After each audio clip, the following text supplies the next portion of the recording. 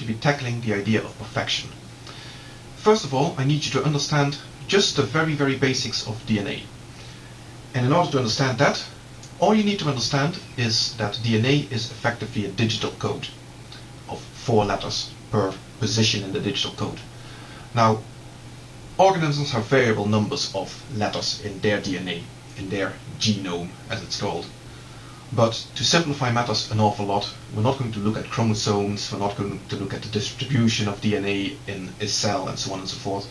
We're just going to basically assume a largest number. There's one organism out there in the world somewhere that has the largest number of base pairs in its DNA, in its genome. We're going to use that number, say 1 million or something, and use that as the maximum number of letters in every organism's genetic code. And then you just have to realize that you've therefore got like 1 million letters, 4 possibilities for each of the 1 million positions, and that is the genetic code for any living organism on this planet. Okay? Now, if you think of the possible combinations, your mind will start to boggle. You've got basically 4 to the power of 1 million different combinations. That is impossible to visualize. A mathematician would visualize this as a multi-dimensional space, where every point in that space represents a unique combination of those 1 million letters. But how do you visualize a multi-dimensional space? It's impossible. So to simplify matters, I've kept it very, very simple. I'm going to visualize it as a 2-dimensional space. For the arguments that I'm going to present, the difference is unimportant. So think of this 2-dimensional grid, and every cross where 2 lines cross on this grid represents a unique combination of DNA. Now that unique combination of DNA represents a body plan, or a set of instructions on how to build a particular organism. Now, in all fairness, if you looked at each of those 4 to the power of 1 million combinations, or whatever they are, you will find that the absolute overwhelming majority of them spell death. Or in other words, they spell instructions that could not possibly lead to a viable body plan for a plant, a single-celled organism, or an animal. It just can't work. But within this grid, you will find small islands of functionality where the body plans are viable. Now I want you to start visualizing that in terms of fitness, where the fitter a particular body plan is, the more successful it would be at reproducing, the higher it would be represented. Basically what that boils down to is taking this grid that I just showed you and draping it over a landscape with peaks and valleys. Something like this. Where the peaks represent high levels of fitness and the valleys represent low levels of fitness.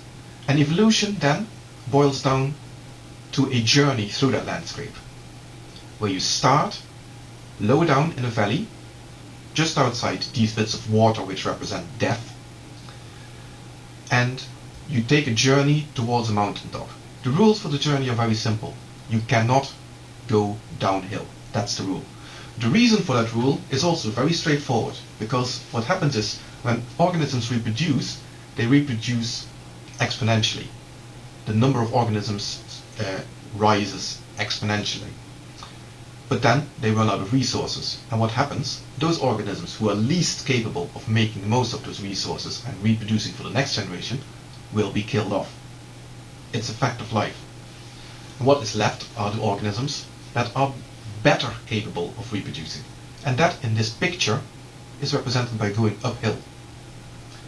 And going uphill, moving through this landscape, is evolution. Every time you move in the landscape, you move from one point to another point, from one unique combination of DNA to another unique combination of DNA, and basically therefore from one body plan to a slightly different body plan. So evolution then means staying at the same level or going uphill. So you can imagine that if you're in a valley, for example, you've got a lot of choices. You can stay in the valley, moving about horizontally, basically at random drift, and you still got a lot of hills around the valley to choose from. You can choose to go up this hill or that hill or whatever. So, but once you start going up the hill, it gets less and less easy to make choices. For example, at this position here, you've only got two ways to go. You can go up this hill or that hill. That's all you can do. But once you're on the way up on a particular summit, the only way you can go is continuing up that summit.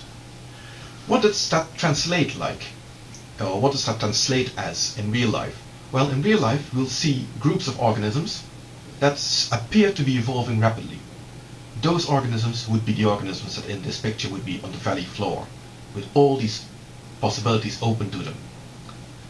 We also see organisms that don't seem to be evolving very much. For example, crocodiles are a very good example, don't appear to have evolved an awful lot in the last several millions of years. Those organisms appear to be near the summit of one of these hills in this landscape. You can also see why there are different types of organisms, because depending on where they started out, they might have decided to go up one hill, going to one particular body plan or another one. And once you're on the hill, you can't go back and go onto another hill. That also explains why, for example, we can't sprout wings and become angels, because we're up the hill that doesn't cater for growing an extra pair of wings. It will never happen. But you might say, why are things still evolving at all? Shouldn't at this stage everything be at the top of a hill? Well, yes, if the landscape was static, that would be the case. But the landscape isn't static. Just to give you an example, imagine a situation where you've got predators and prey. Every time a predator kills and eats a prey, it actually changes its evolutionary landscape, because there's one less prey to go around after that. And if predators become very successful, they start going up their hill and starting to go very high up, so they're very fit in our landscape, but they get very successful at killing their prey. And what happens when they've killed too many prey? Suddenly, what was a big advantage, what was a great level of fitness, no longer is. It has become a burden. And the predators are starting to die out now because there's no prey to go around. So the landscape is not static. As a result of how all the organisms, the animals, the plants, single-celled organisms, whatever, interact with the landscape gets changed. A good way, so the landscape in actual fact is like, it's an undulating landscape. It is changing as you're climbing. And one day's hill is another day's valley. So going back to our previous examples, crocodiles have been on top of a hill that has remained a hill for a long, long time. They're not going to stay there forever. One day, the hill that they're on is no longer is a hill, and then they have a choice. Then they will have the possibility to evolve again, or they go down so low that they end up below the water level in our lovely picture and go extinct. The landscape is changing, and that also explains why, to go back at our previous video, why you get these vestigial organs and stuff. These were the summits of hills of yesterday, but have since gone into a valley, and the organism has continued to evolve in a different direction. Also, another good image that I want to leave you with now is of people climbing dunes in a sandy desert, which is a very good way of explaining what's going on. In a sandy desert you have dunes, but the wind blows them around. They seem static enough, but over time the dunes move, and what used to be the top of a dune hill has become a valley, and so on and so forth. Also, as more and more people start climbing a dune, if one person climbs a dune, it has little effect. But if 1,000 people climb the same dune, they'll trample the thing underfoot, and it disappears as they're climbing it. That is a very good image to keep in mind for evolution. I want to leave you with that right now, and in the next video I'm going to explain more about the variation of life and how that came about.